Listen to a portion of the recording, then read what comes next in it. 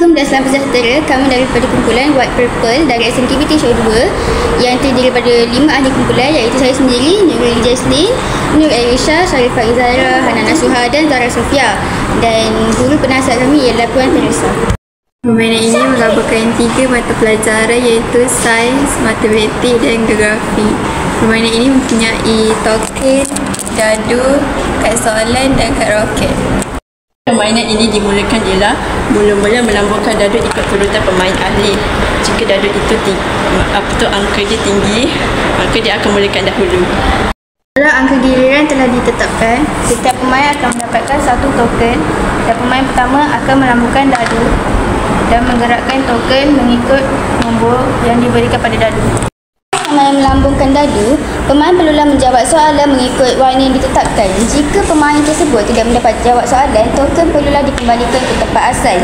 Manakala jika pemain dapat menjawab soalan, pemain akan diberikan kad roket. Pemain yang mempunyai kad roket paling banyak adalah pemenangnya. Setiap kad mempunyai warna yang berbeza, iaitu kuning, biru dan hitam.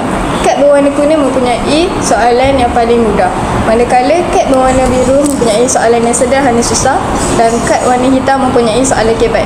Setiap 3 ini mempunyai 3 gabungan subjek, iaitu sains, matematik dan geografi.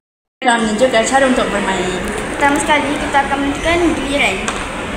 Saya dapat 5. Saya dapat 3. Saya dapat 6.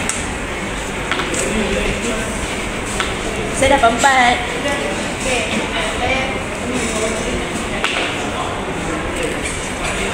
Satu, dua.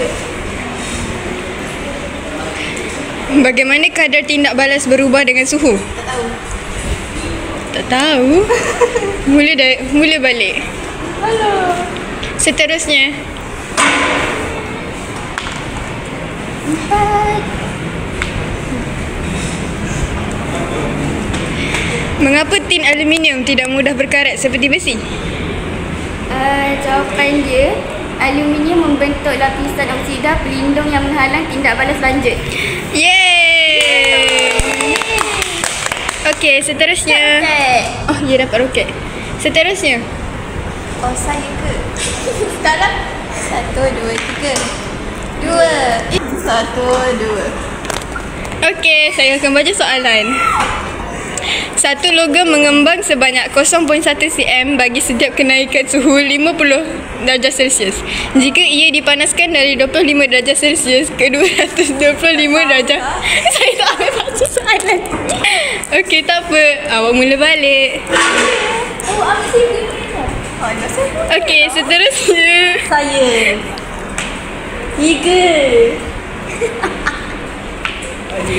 Okey, awak ready?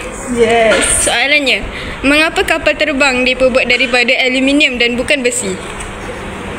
Aluminium lebih ringan dan tidak mudah berkarat. Yeay! Terima kasih. Baguslah awak ni. Roket.